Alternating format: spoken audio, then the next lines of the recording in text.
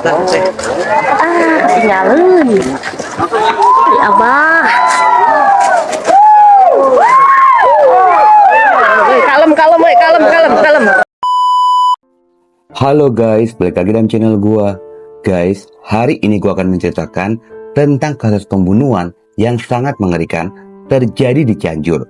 Yang menjadi korban adalah nenek dan cucunya. Korban dibunuh, dimutilasi, dikuliti, hingga dibakar. Bagaimana kronologi dari kasus ini? Yuk kita simak videonya.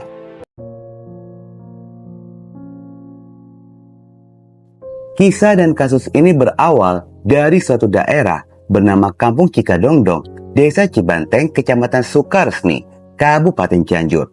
Tepat pada hari Senin tanggal 5 Mei 2025, sekitar jam 4 sore, ada dua orang warga bernama Dede dan Andi sedang membersihkan rumput di kebun.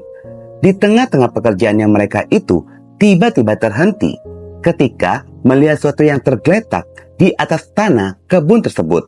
Saat diperhatikan, ternyata itu adalah tengkorak bagian kepala dan rahang manusia. Mereka berdua pun segera menjauh dan melaporkannya pada warga sekitaran. Penemuan itu pun membuat warga gempar dan sedang dalam proses penyelidikan pihak kepolisian. Tiba-tiba 4 jam kemudian, sekitar jam 20.00 malam harinya, warga kembali gempar setelah ada laporan dari warga yang bernama Ai Kobong, yang dimana kembali menemukan kerangka bagian tulang lengan dan kaki manusia. Tulang-tulang ikut tersangkut di saringan bendungan irigasi dan ditemukan ketika sedang membersihkan sampah. Sontak saja penemuan itu pun semakin membuat warga gempar. Lokasi temuan kedua berada tidak jauh dari lokasi penemuan awal, yakni penemuan kerangka kepala. Dengan adanya dua temuan kerangka tersebut dalam waktu berdekatan, pihak kepolisian pun segera bergerak cepat untuk melakukan penyelidikan lebih dalam lagi. Lokasi di Cikasok pakai kawat sekarang ayah iya anak dagingan tuh ayah dagingan kena bisa ayah nu ngarasa leungit dulur saha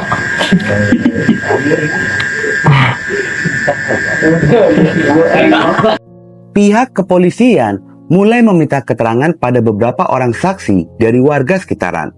Polisi mencari tahu apakah ada warga sekitaran yang merasa telah kehilangan anggota keluarganya atau adanya aktivitas mencurigakan yang tidak seperti biasa. Pada awalnya, warga pun tidak menaruh rasa curiga kepada siapapun. Namun setelah adanya penemuan kerangka ini, warga mulai menduga-duga keluarga yang terlihat mencurigakan, yang ternyata tertuju pada satu keluarga, yakni keluarga Caya, pria berusia 60 tahun. Diketahui Caya ini bekerja sebagai kulit tani dan buruh pecah batu. Caya pun memiliki seorang istri bernama Lilis, serta anak bernama Yanti Rustini berusia 31 tahun, dan cucu berusia 3 tahun bernama Siti Nurhayati, anak dari Yanti. Sejak adanya penemuan itu, warga pun baru menyadari belakangan ini Lilis dan juga cucunya yang masih berusia 3 tahun itu tidak pernah terlihat dan berinteraksi dengan warga sekitaran yang tidak seperti biasanya, yang dimana bocah 3 tahun itu sering berbelanja ke warung untuk jajan dan Lilis pun sering terlihat duduk di depan rumahnya. Namun aktivitas itu tidak terlihat selama sekitar seminggu terakhir. Bahkan Yanti sempat membeli sabun pengharum ruangan dengan jumlah yang banyak. Di sanalah awal kecurigaan warga yang disampaikan kepada pihak kepolisian. Sebenarnya warga dan tetangga tidak sepenuhnya yakin atas kecurigaan mereka. Lantaran setelah penemuan kerangka tersebut, Yanti dan juga Caya ayahnya terlihat beraktivitas seperti biasa tanpa ada beban dan tanpa adanya tanda-tanda yang mencurigakan. Terlebih keluarga Caya yang sangat tertutup. Caya terlihat pergi pagi, pulang petang untuk bertani. Namun setelah mendapati informasi tersebut, pihak kepolisian pun mulai menelusuri kecurigaan-kecurigaan dari warga sekitaran. polisi mulai melakukan pengecekan keberadaan Lilis dan cucunya yang berusia 3 tahun. Beberapa orang polisi segera mendatangi rumah dari Chaya untuk dimintai keterangan.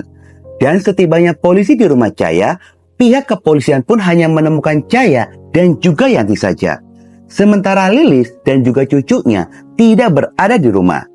Polisi mulai menanyakan kemana keberadaan mereka kepada Yanti. Lalu Yanti mengatakan jika ibu dan anaknya sedang mengunjungi sanak keluarga yang berada di Kecamatan Ciranjang. Tidak percaya dengan perkataan Yanti, lalu polisi melakukan penggeledahan di dalam rumah.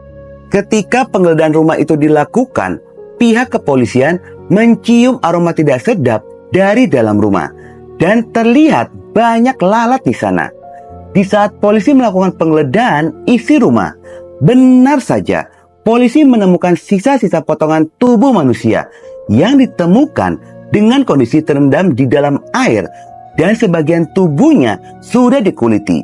Selain itu, ditemukan juga bagian tubuh yang diduga adalah bocah 3 tahun anak kandung dari Yanti yang sudah dalam kondisi dibakar. Meskipun sudah ditemukan bukti sisa-sisa potongan tubuh manusia, namun Yanti dan Chaya ayahnya masih mengelak telah melakukan pembunuhan. Di saat polisi melakukan pengecekan pada ponsel milik Yanti, ditemukanlah sebuah foto dan juga rekaman video pada saat kedua pelaku ini memisahkan tubuh, menguliti, dan membakar tubuh Lilis dan Siti, bocah 3 tahun. Dengan adanya bukti itulah, Yanti dan Chaya tidak bisa mengelak lagi, dan polisi pun segera menangkap mereka, lalu membawanya ke kantor polisi. Di dalam proses interogasi polisi ini, Chaya dan Yanti masih berusaha melakukan berbagai cara untuk menutupi aksi kejahatannya. Bahkan Yanti sempat bersandiwara mengalami gangguan jiwa dengan dalih membunuh kedua korban ini lantaran adanya bisikan gaib yang menyebutkan jika ibu dan anaknya merupakan jelmaan makhluk gaib. Namun cara Yanti mengelabui polisi tidak berhasil dan Yanti pun terjebak dengan kebohongannya sendiri. Dan akhirnya mereka mengakui jika Lilis dan Siti telah mereka bunuh lalu dimutilasi untuk menghilangkan jejak kejahatannya itu. Sementara motif dari pembunuhan ini, kedua pelaku memiliki motif yang berbeda. Yanti memiliki motif karena sakit hati sejak kecil. Yanti merasa tidak diperhatikan oleh sang ibu. Dia merasa ibunya hanya sayang kepada kedua adiknya saja. Sementara Chaya sang suami memiliki motif ingin menguasai perhiasan milik sang istri untuk membayar hutangnya sebesar 90 juta rupiah. Chaya sempat sakit hati sangat ingin meminjam perhiasan dari sang istri untuk membayar hutang, namun tidak diberikan izin oleh Lilis istrinya dengan alasan perhiasan itu adalah milik adiknya yang sedang bekerja di luar negeri. Motif itulah yang akhirnya membuat mereka sepakat untuk menghilangkan nyawa Lilis. Setelah pihak kepolisian melakukan pendalaman kasus, polisi menemukan fakta jika pembunuhan ini telah mereka rencanakan sejak 21 April 2025. Ayah dan anak ini pun memiliki latar belakang yang sama, yakni kecewa dan sakit hati terhadap sikap Lilis. Pihak kepolisian pun mengkategorikan pembunuhan ini adalah pembunuhan berdarah dingin. Hal itu tergambar dari ekspresi kedua pelaku yang tidak menunjukkan rasa bersalah ataupun penyesalan. Tidak dijelaskan secara detail tanggal dan waktu pembunuhan itu terjadi, yang dimana berdasarkan dari pengakuan kedua pelaku ini, korban Lilis dibunuh dengan cara digenggam lehernya oleh Yanti. Sementara Chaya, suami dari korban, membantu Yanti dengan cara memegangi kedua kaki korban. Pada saat aksi pembunuhan itu terjadi, menimbulkan kegaduhan yang membuat Siti, bocah 3 tahun itu terbangun dan menyaksikan pembunuhan tersebut. Melihat neneknya sedang dianiaya oleh kedua pelaku ini, spontan saja bocah 3 tahun itu langsung menangis dan berteriak histeris, yang pada akhirnya Siti turut menjadi korban pembunuhan dengan cara yang sama, yakni digenggam pada bagian lehernya. Tujuannya agar tidak ada saksi. Setelah pembunuhan itu pun terjadi, kedua tubuh korban ini sempat didiamkan di dalam rumah beberapa hari. Kedua pelaku ini pun mengakui jika memang pembunuhan itu telah direncanakan. Tetapi untuk aksi melakukan mutilasi, menguliti, dan membakarnya itu dilakukan secara spontan demi bisa menghilangkan jejak pembunuhan tersebut. Pelaku melakukan hal itu dengan menggunakan gunting dan pisau di rumahnya.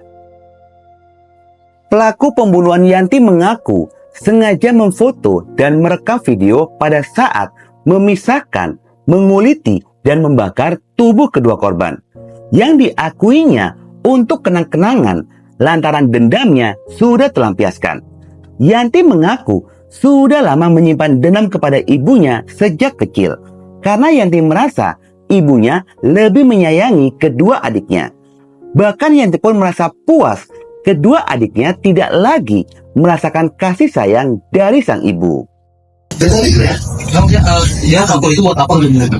Pakai motor itu. Kamu mau apa? Udah terbalaskan ini ibu dari dulu karena Yanti kita kasih sayang anu.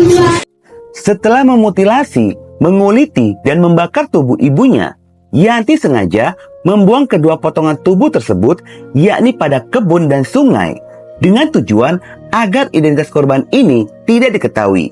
Tidak ada yang menyangka jika kedua pelaku merupakan pembunuh berdarah dingin. Kedua pelaku pun saat ini masih mendekam di ruang tahanan Mapores Cianjur. Pihak kepolisian berhasil mengamankan sejumlah barang bukti berupa pisau, gunting, emas, dan ponsel milik pelaku. Mereka dijerat pasal 340 KUHP tentang pembunuhan berencana dengan ancaman hukuman yang telah menanti mereka, yakni pidana mati. Guys, kasus ini benar-benar mengerikan sekali. Sampai tega membunuh, memutilasi, menguliti, dan membakar tubuh ibu dan anaknya. Semoga kedua korban mendapatkan surga kelak di akhirat nanti. Oke guys, sekian dulu video gua hari ini. Dan jangan lupa ikuti terus video gua. Oke?